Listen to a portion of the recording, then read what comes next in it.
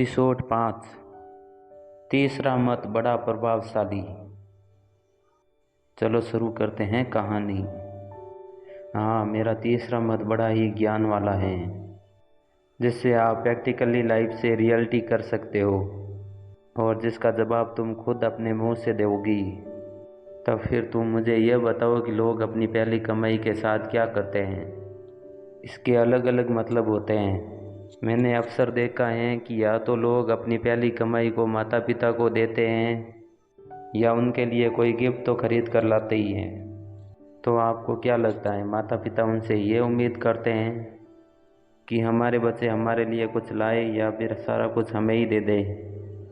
नहीं, माता पिता तो केवल उस बात से खुश हैं कि हमारे बच्चे इस काबिल हो गए हैं कि अपनी जिम्मेदारी खुद उठा सकते हैं। गिफ्ट ना भी लाना चाहे तो अभी वो बच्चों की खुशी समझकर रख लेते हैं। तब निशा बोली, वाओ, तुम अब धीरे धीरे बातों को समझने लगी हो। तो फिर हम जीवों के पालनहार जिसने ये सृष्टि बनाई, तो फिर भला हम उन्हें क्या दे सकते हैं सिवाय भक्ति के? हम जीवों ने तो लेना सीखा है, देना नहीं। जब भी कुछ देने लगते हैं तो उसमें भी लोगों को आपत्ति होने लगती है। भगवान शिव या अन्य कोई देवता, हम भक्तों के लिए तो परमात्मा ही हैं। अपनी भक्ति भाव से उन्हें जो कुछ भी हम अर्पित करते हैं वो कम ही है। शिव हमसे थोड़ी कह रहे हैं कि हमें दूध चढ़ाओ, जल चढ़ाओ। ये तो हम लोगों की भक्ति भाव है और प्यार है, जैसे हम बच्चों का माता पिता के प्रति हैं। और कुछ लोग कहते हैं कि इससे तो अच्छा गरीबों को बांट दो और भूखों को दे दो। तो जनाब, आप मुझे एक बात बताओ, जो व्यक्ति पत्थर में भगवान को मानकर श्रद्धा से उस पर कुछ अर्पित करता है, तो क्या वो उन भूखों को देखकर कुछ नहीं देगा? तो क्या वो भक्ति भाव पुण्य नहीं करता होगा? क्यों नहीं, जब वो भक्ति भाव से भगवान को मानकर इतनी चीज़ें दे रहा है तो बेशक वो दूसरों के लिए भी कुछ करेगा। बिल्कुल सही जा रही हो। सोचो कि जेब में पैसे नहीं है तो लोगों को सबसे पहले मंदिर और गुरुद्वारों का ख्याल आता है, इसी उम्मीद से कि वहाँ तो कुछ खाने को मिल ही जाएगा। जितने भी गरीब लोग हैं वो इन पावन जगहों का सहारा लेते हैं। आखिर ये पैसा आता कहाँ है? दान से ही ना। अब आप ही बताइए, दान करेगा कौन जो धार्मिक होगा वो? अब आप खुद ही ढूंढो। वाह, तुम्हारे इस जवाब ने तो माता के ऊपर भेंट किए सिक्कों का भी ज़बरदस्त रीज़न दिया। अभी तो बस सुनती जाओ, अभी तो बहुत कुछ है कहना बाकी। भक्तों का दिल तो बहुत बड़ा है। वो शिवलिंग पर भी दूध चढ़ाएगा और वो गौ सेवा भी करेगा। वो जल भी चढ़ाएगा, वो पीऊ भी लगवाएगा, वो फल फ्रूट भी चढ़वाएगा और गरीबों में लंगर भी बंटवाएगा। और जो अधार्मिक है ना, वो सिर्फ फ़ोटो खिंचवाएगा दिखाने के लिए, जैसे कि आजकल के नेता लोगों को आप जानते ही हो। वो सिर्फ लोगों को उकसाएंगे, ना खुद भक्ति करेंगे ना लोगों को भक्ति करने देंगे। वो सिर्फ करवाएंगे तो हिंदू मुस्लिम का बंटवारा। मेरा तो यही मानना है कि आप गरीबों के लिए कर सकते हैं तो कीजिए, पर धार्मिक स्थानों पर टिप्पा टिप्पणी ना करें।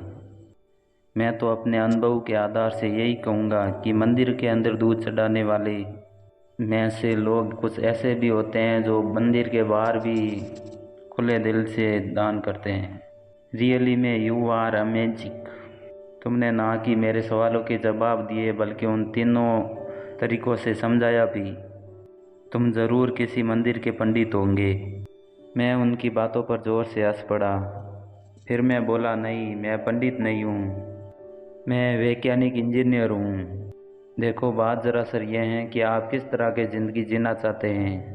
आप भीड़ में भीड़ बनकर शामिल होना चाहते हो या खुद का अलग करके खुद की अलग पहचान बनाना चाहते हो? लोगों के सामने एक बड़ा एग्जाम्पल सेट करना चाहते हो? देखो, बात बहुत ही सीधी और सामान्य है। मुझे अपने देश की भाषा और धर्म पर अभिमान है। मैं प्रतिदिन इसके बारे में जानने की कोशिश करता रहता हूँ और बहुत कुछ सीखना चाहता हूँ। यकीन मानो, मैं इसके बारे में जितना जानना चाहता हूँ मेरी भूख उतनी बढ़ती जाती है। अच्छा, तो बात यह है कि तुम इसीलिए हिंदी भाषा से प्यार करते हो, तुम इससे काफ़ी लगाव रखते हो। रही बात धर्म की, तो उसका गुण तो मैंने तुम्हारे अंदर देख लिया, लेकिन तुम्हारी एक बात मैं समझ नहीं पाई। अच्छा भला वो कौन सी बात है? लगे हाथ वही पूछ लो। इससे पहले मैं जवाब देता एक तेज़ आवाज़ आई, चलो चलो जल्दी से नीचे उतरो, हम लोग कश्मीरी गेट दिल्ली आ गए हैं, बस यहाँ 5 मिनट रुकेगी, फिर बस अंदर आईएसबीपी चली जाएगी। ओ माय गॉड, हम दिल्ली पहुँच गए और तुम्हारे साथ बातों में पता भी नहीं लगा कि कब पूरी रात गुजर गई। यह जीवन भी एक रेलगाड़ी की तरह है जो एक स्टेशन से दूसरे स्टेशन तक जाती है, ना जाने कितने स्टेशन से होकर गुजरती है। मैं अब पुरानी दिल्ली के स्टेशन के बाहर खड़ा था।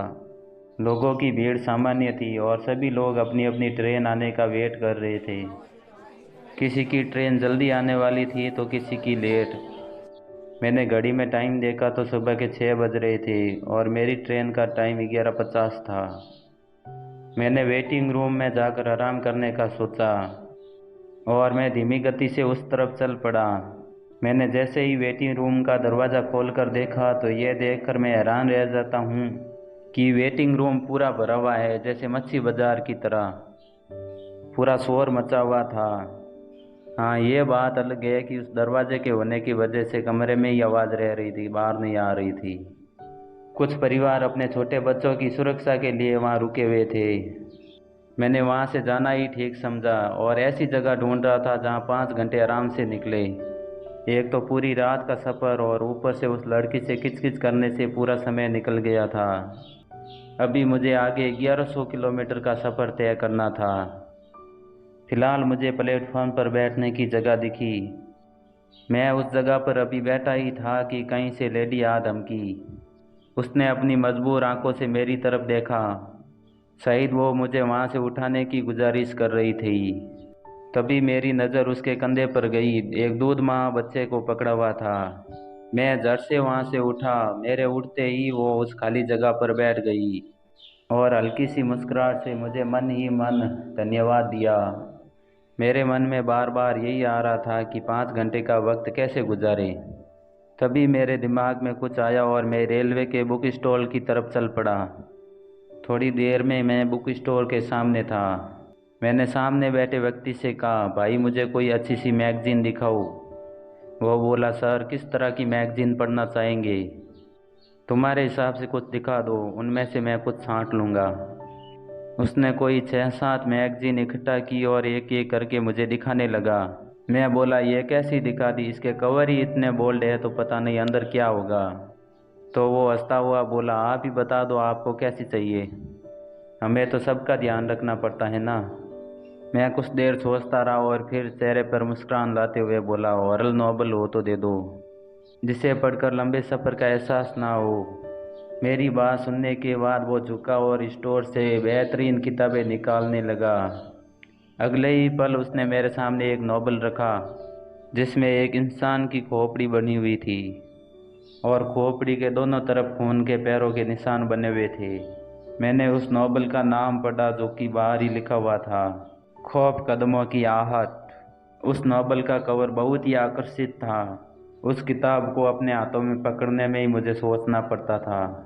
उस किताब को देखकर ऐसा लग रहा था कि इस कवर को बनाने में बहुत मेहनत की गई। मुझे उस किताब को उठाने में संकोच करता देख वो आदमी बोला, क्या हुआ साहब, किस सोच में पड़ गए? देखने में तो किताब बड़ी कमाल की लग रही है, जैसी दिख रही है अंदर कहानी भी वैसी होगी क्या, या बस इसका कवर ही बढ़िया है? मेरे इतने सारे सवालों को सुनकर वो ये हंसने लगा।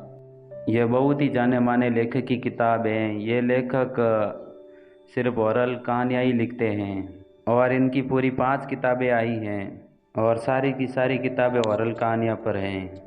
मैं बोला, वाह बढ़िया बात है, फिर तो मुझे इसे ज़रूर पढ़ना चाहिए। इससे आगे की कहानी अगले भाग में जल्दी मिलेगी आपको। और एक ज़रूरी बात, हमारे चैनल पर आप नए हैं तो हमारे चैनल को सब्सक्राइब ज़रूर करें ताकि इस कहानी का अगला भाग आते ही सबसे पहले आपके पास पहुंचे। और ये कहानी आपको पसंद आई हो तो आपके दोस्तों को ज़रूर शेयर करें।